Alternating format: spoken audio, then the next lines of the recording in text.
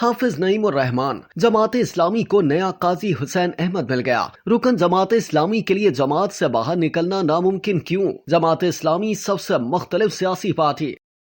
हाफिज नईम उर रहमान जमात इस्लामी पाकिस्तान के छठे अमीर मुंतखब हो गए हैं। जमात इस्लामी के 46,000 में से 82% अरकान ने खुफिया राय शुमारी के जरिए उन्हें 5 साल के लिए अपना अमीर मुंतखब किया है। कोई इंतखाबी मुहिम चलाई गई और न ही कोई हंगामा आराई देखने में आई। जमात इस्लामी के अरकान की भारी तादाद ने खामोशी से अपने वोट का हक इस्तेमाल किया। राशिद नसीम की सरबराही में कायम इलेक्शन कमीशन के अरकान ने वोटों की गिनती को इस कदर खुफिया रखा कि किसी को कानो कान खबर न हुई। नवाज रजा अपने कॉलम में आगे लिखते हैं कि जमात इस्लामी की मजलिस शुरा के अरकान को अमीर जमात इस्लामी के इंतखाब की रहनुमाई के लिए 3 रुकनी पैनल तजवीज करती है। अरकान 3 रुकनी पैनल में से किसी एक या किसी भी दूसरे उम्मीदवार के हक में वोट हासिल कर सकते हैं। जमात इस्लामी का कोई रुकन अस खुद उम्मीदवार बनने का ऐलान कर सकता है और न ही वोट मांग सकता है। जमात इस्लामी में इंतखाबी मुहिम की इजाजत नहीं। नए अमीर के इंतखाब से 90 रोज कबल इंतखाबी अमल का आगाज हो जाता है। अगरचे जमात इस्लामी दाएं बाजू की कदामत पसंद जमात है, लेकिन इसका तंजीमी ढांचा बाएं बाजू की जमात कम्युनिस्ट पार्टी से मिलता जुलता है, जिसका शायद अब पाकिस्तान में वजूद नहीं। जमात इस्लामी का रुकन बनने के लिए जिन मराहिल से गुजरना पड़ता है, कम्युनिस्ट पार्टी का रुकन बनने के लिए भी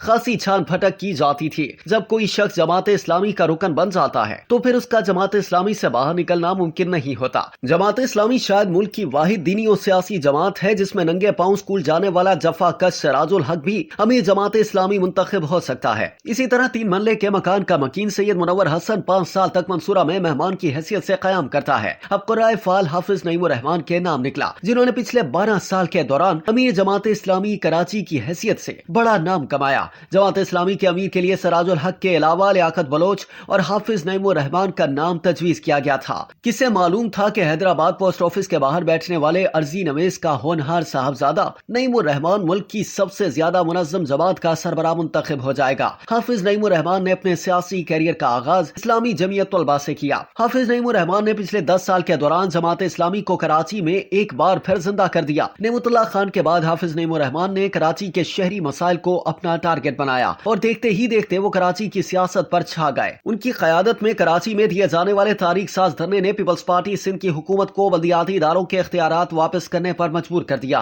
15 जनवरी 2023 के बल्दियाती इंतखाबात में जमात इस्लामी को तमाम सियासी जमातों से ज्यादा वोट मिले। जमात इस्लामी ने ये इंतखाब नईम उर रहमान के नाम तस्वीर पर लड़ा। पीपल्स पार्टी ने उन्हें कराची का मेयर बनने ना दिया। अलबत्ता उनके सियासी मुखालिफ तंजिया गुफ्तगू करते कि वो कराची के मेयर तो नहीं बन सकते, अलबत्ता अमीर जमात इस्लामी बन जाएंगे। सियासी मुखालिफिन की तंजिया गुफ्तगू के पीछे हाफिज नईम उर रहमान की जमात इस्लामी में पाई जाने वाली मकबूलियत की हकीकत भी शामिल थी। अगरचे जमात इस्लामी के अरकान नए अमीर के इंतखाब के बारे में मोहतात गुफ्तगू करते हैं, लेकिन जिस रोज नए अमीर जमात इस्लामी का इंतखाबी अमल शुरू हो तो जमात इस्लामी इस्लामाबाद के एक रुकन ने हाफिज नईम उर रहमान की मुमकिन कामयाबी के बारे में पेशगोई कर दी थी। 5 अप्रैल 2024 की शाम जमात इस्लामी के नए अमीर के इंतखाबी नताज का ऐलान हुआ तो हाफिज नईम उर रहमान हस्बे मामूल कराची में सरगर्म अमल थे, जबकि पैनल में दूसरे उम्मीदवार लियाकत बलोच मीरपुर में जलसे से खिताब कर रहे थे। जमात इस्लामी के सबकदोश होने वाले अमीर सिराजुल हक मस्जिद नबवी सल्लल्लाहु अलैहि वसल्लम में तकाफ में बैठे हुए थे। जमात इस्लामी में कुछ लोग सिराजुल हक के 10 साल दौरे इमारत को नाकामियों का दौर करार देते हैं। ये बात दुरुस्त है। सिराजुल हक के 10 साल दौर में जमात इस्लामी को पार्लियामेंट में कोई खातिर खा कामयाबी हासिल नहीं हुई। इसकी बुनियादी वजह जमात इस्लामी की सोलो फ्लाइट थी और सिराजुल हक पीटीआई और इसके मुखालिफ कैंप के साथ पंजा आजमाई करते रहे। 2018 के इंतखाबात में कौमी असम्बली में एक नशिस्त हासिल होने के बाद जमात इस्लामी इत्तेहादों की सियासत से तायब हो गई। इसका वोट बैंक कम होकर 8 लाख रह गया था, जो अब सिराजुल हक की इमारत में 3 गुना ज्यादा हो गया। जमात इस्लामी जो इत्तेहादों में गुम हो गई थी, जिसे सिराजुल हक ने तलाश कर लिया। अगर ये कहा जाए तो मुबालगा आराई न होगी कि सिराजुल हक ने जमात इस्लामी की शनाख्त बहाल कराई। सिराजुल हक की क़यादत में कश्मीर और फलस्तीन के अवाम के हक में मिलियन मार्च इनकाद पजीर हुए। बहरहाल सिराजुल हक को तीसरी बार अमीर ना बनाए जाने की कोई वजह नजर नहीं आती। आम इंतखाबात में जमात इस्लामी की शिकस्त का जिम्मेदार सिराजुल हक को करार नहीं दिया जा सकता। दरअसल जमात इस्लामी के अरकान ने हाफिज नईम उर रहमान की शक्ल में एक नए काजी हुसैन अहमद को तलाश कर लिया है। काजी हुसैन अहमद ने जारहाना सियासत करके जहां जमात इस्लामी को बड़ी पार्लिमानी जमात बना दिया था, वहां इसके वोट बैंक में भी खातिर खा इजाफा हुआ था, लेकिन सोलो फ्लाइट ने जमात इस्लामी का भरम खत्म कर दिया। کیا۔ سید ابو العلا مودودی نے 26 اگست 1941 کو جس پودے کو لگایا تھا اس نے آج تناور درخت کی شکل اختیار کر لی ہے۔ حافظ نعیم الرحمن کو اس مسند پر بیٹھنے کا اعزاز حاصل ہوا ہے جس پر سید ابو العلا مودودی، میاں طفیل محمد، قاضی حسین احمد،